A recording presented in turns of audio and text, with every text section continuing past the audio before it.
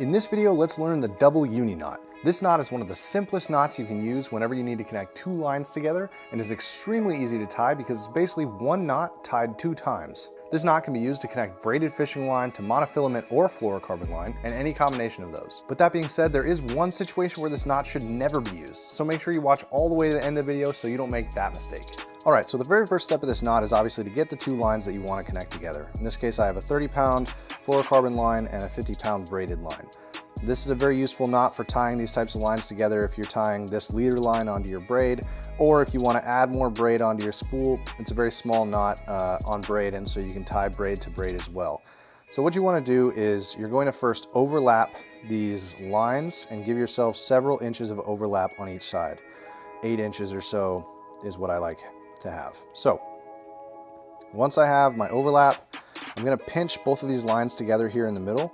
And then what I want to do is I want to take this line and bring it around in a loop over and on the top of both of these lines. So now that that's over the top, what I've made here is a 6. And this probably looks familiar to you if you know how to tie a uni knot, because hence the name, what we're doing is tying basically 2 uni knots together in order to form this connection. So similar to the uni knot, what we're going to do at this point, after we've made our 6, is we're going to take the tag end up here and we're going to run it behind and through the loop that we just made. So as you can see, we've just take it and then we're going to repeat that process a number of times. Take the tag end, run it around, behind, and then into and through that loop. Now you're going to do this a number of times, and the number depends on how strong and thick the line is. For a very heavy line, you're really only going to want to make 3 or 4 wraps. For very thin or small line, you're going to want to make several wraps. For a line this size, about 5 wraps or so is adequate. So then what you want to do is hang on to both of the lines here on this end, and on the tag end side, you just want to grab hold of the line that you just pulled through. What you want to do at this point is you want to go ahead and start to pull some slack out of that knot. And then before you pull it all the way tight, you are going to want to wet the line as always. Okay.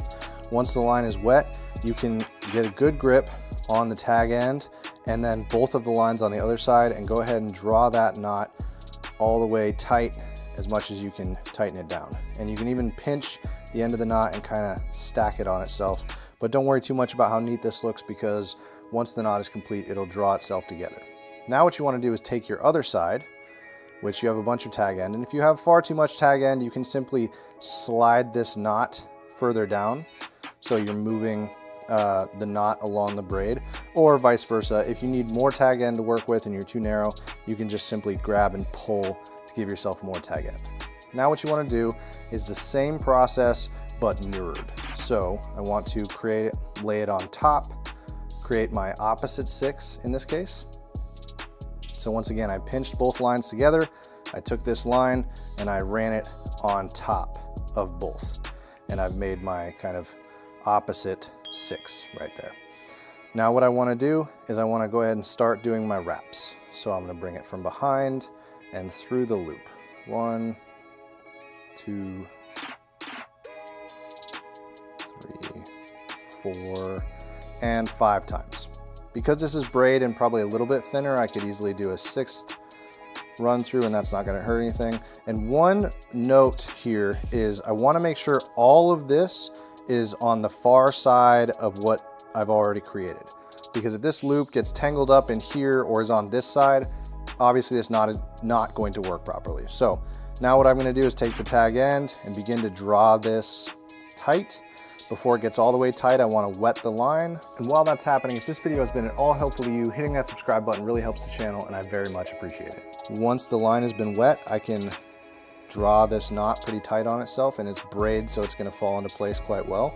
And now what I want to do is get a hold of both of the main lines. So on this side, it's the braid, and on this side, it's the fluorocarbon. And I don't want to hang on to the tag ends anymore. I just want the main lines. So once I just have the main lines, I can start to pull on each of them and it will begin to draw the knots together. And what I want to do is pull it all the way tight on each other, and then I like to kind of get a better grip. And at that point, I can really pull on it. As you saw right there, it pulls the knot in tight and everything is cinched down. And the very last step of this knot, once the knot is fully tight, is I like to pinch, kind of just cover the knot to where I have my tag ends both free.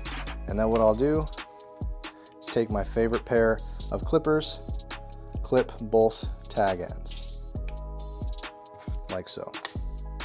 And now what you've made is your double uni knot, like so. One situation where you do not want to use this knot involves very heavy line. So if you need to tie two lines together, but one or both of them are very heavy, you typically don't want to use this knot for two main reasons.